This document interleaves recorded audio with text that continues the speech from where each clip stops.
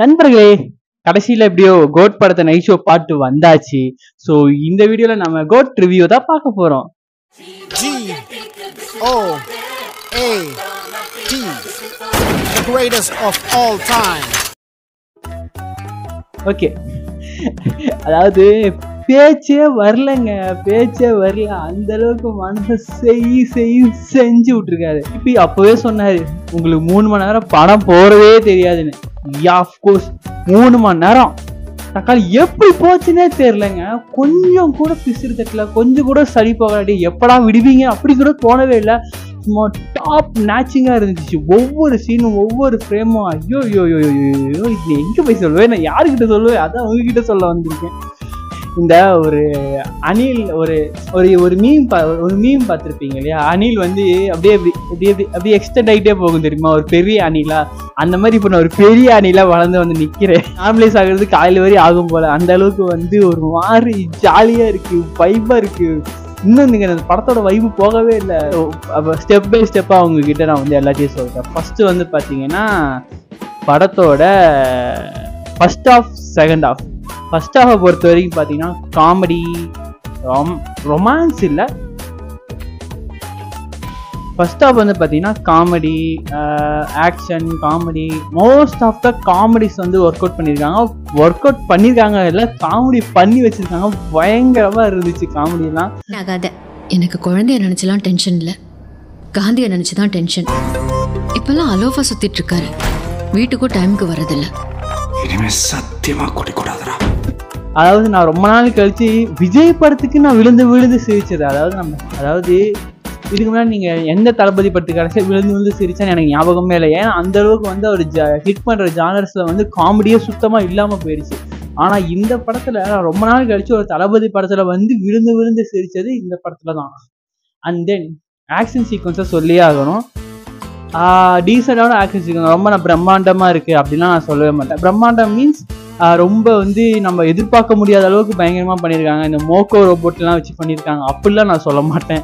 ஏன்னா அந்த மாதிரி எதுவும் பண்ணலை. படத்தோட அந்த விசில் போர்டு சாங்கு, ஆனால் எனக்கு சத்தியமாக வந்து விசில் போர்டு சாங் வந்து இந்த சாங்கே ஃபஸ்ட்டு ரிலீஸ் பண்ணியிருக்கலாம். இவரால் வந்து நெகட்டிவ் ரிவ்யூ வந்ததுனால திரும்ப ரீஒர்க் பண்ணி வந்து தேட்ரிக்கலுக்காக ஒரு விஷயத்தை வந்து பண்ணியிருக்காங்கன்னு நினைக்கிறேன். அந்த விசில் போர்டு சாங்கில் எனக்கு வந்து சாட்டிஸ்ஃபேக்ஷனாக இருந்துச்சு. பட் என்னன்னா அதையே ஃபஸ்ட்டு ரிலீஸ் பண்ணியிருக்கலாம் அப்படின்னு தான். ஒருவேளை நான் சொன்ன மாதிரி இது வந்து இந்த நெகட்டிவ் கமெண்ட்ஸ் வரவும் இந்த மாதிரி திரும்ப வேறு மாதிரி பண்ணியிருக்காங்களோ அப்படிங்கிற ஒரு டவுட் இருக்குது. ஸோ அந்த மாதிரி பண்ணியிருந்தா ஓகே, பெட்டராக இருக்குது. தேட்டரில் பார்க்குறதுக்கு உண்மையிலேயே மஜாவாக இருக்குது. ஸ்க்ரீன் பிளேலாம் தாறுமாறாக இருக்குது. நாம் வந்து நினச்ச ஒன்று நடந்தது ஒன்று அந்த மாதிரி தான் இருக்கும். ஃபர்ஸ்ட் ஹாஃபில் வந்து இதெல்லாம் தான்.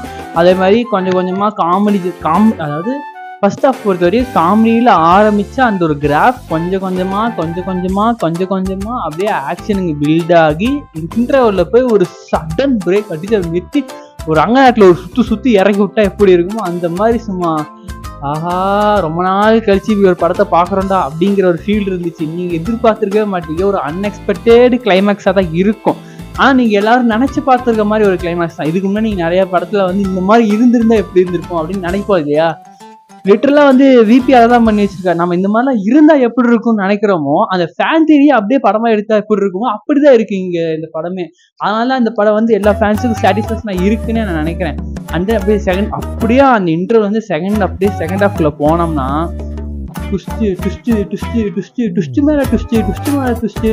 நீங்கள் எதிர்பார்க்காத இடத்துல ஒரு டுஸ்ட்டு, நீங்கள் வந்து எதிர்பார்த்த இடத்துல அது நடக்காமல் வேற ஒன்று நடக்கும். அதுதான் இன்னொரு ட்விஸ்ட். இது வந்து ட்விஸ்ட் மேலே ட்விஸ்ட் அடித்து படத்தை வந்து செம்ம என்கேஜிங்காக இருந்துச்சு. என்னடா பண்ணிட்டு இருக்கீங்க, யாரா நீங்களாம் அப்படி ஒரு மாதிரி.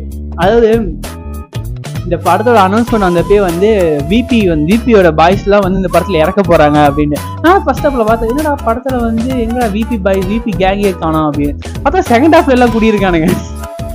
செகண்ட் ஹாஃப்ல எல்லாம் எங்கே பார்த்தாலும் விபி பாய்ஸ் தான்.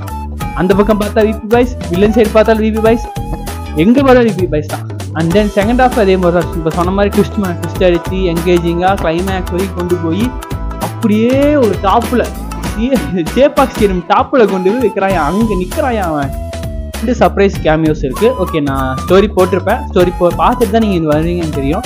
2 சர்ப்ரைஸ் கேமியோ இருக்குது. அந்த 2 சர்ப்ரைஸ் கேமியோ நான் இன்னும் சொல்லவே மாட்டேன். அது எங்கே வர எப்படி வரும்னு நான் சொல்லவே மாட்டேன். அது நீங்கள் பார்க்குறப்ப ஓரளவுக்கு என்ஜாயபுளாக இருக்கும்.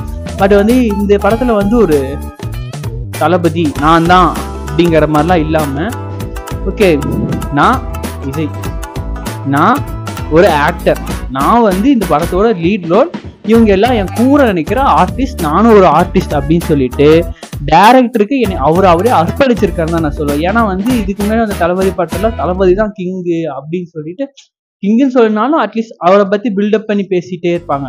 ஆனால் இந்த படத்தில் அப்படி இல்லை.